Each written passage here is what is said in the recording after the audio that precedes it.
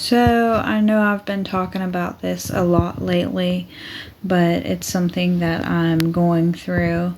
And I was reading in Galatians today and just got some revelation of a few things. And it was talking about people who trouble you.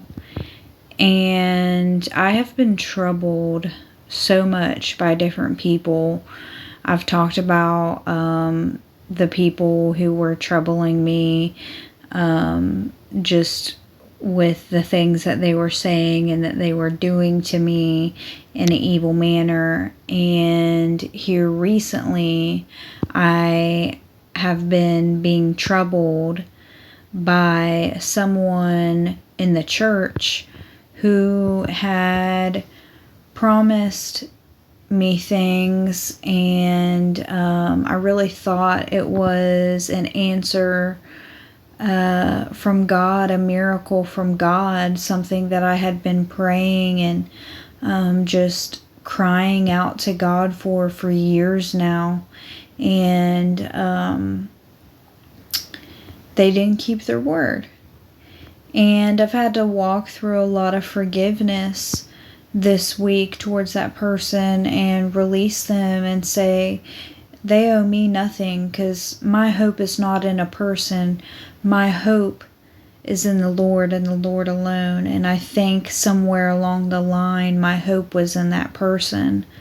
And I've made it my mission to try to see the good in her in spite of that, and see her reasons why she might not have been able to fulfill the obligation that she committed to, and try to be understanding of that and release her to the Lord, and say, you owe me nothing. But it's been a struggle to me because I thought it was such a miracle and an answered prayer, and it just made me think that maybe it was just her taking on more than she could handle, or either it was a spirit in her working against her to get my hopes up and to think it was from the Lord when it really wasn't. But regardless of the person that hurt me through the church, and regardless of these other two people who are just being relentless towards me over the people that I love, I just have a hope in the Lord, and I'm not going to let go of that hope until I see restoration and vindication in my life. And I wanted to read something to you out of Galatians. So, how do we battle these things? We battle with love.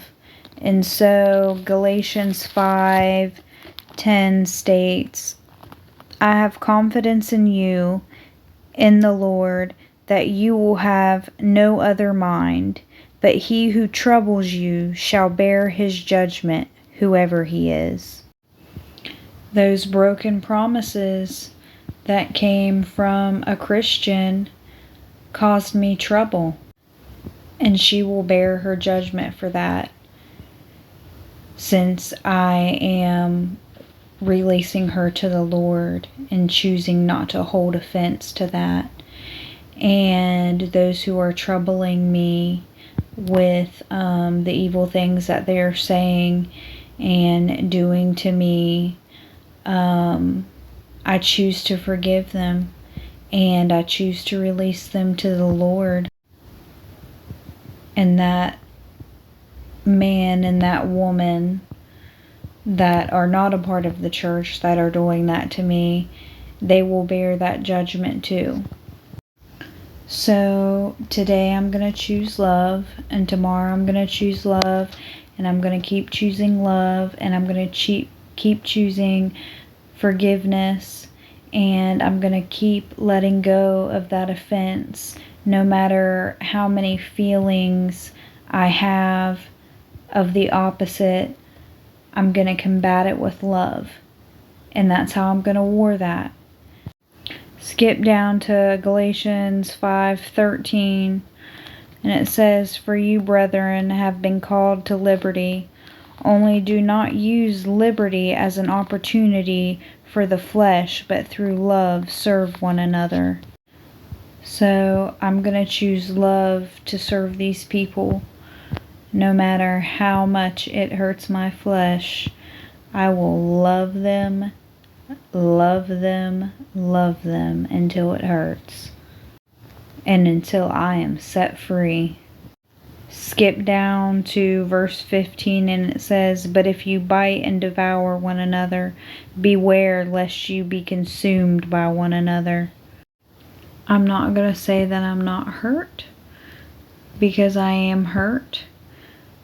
But towards the beginning of chapter 5 in Galatians, it says, "For we through the Spirit eagerly wait for the hope of righteousness by faith." So regardless if I'm hurt, I'm going to eagerly wait for the righteousness by faith. God will take care of this. God is the one who supplies all my needs, not man. God is the one who vindicates me, not Lakin. God is the one who sees all things.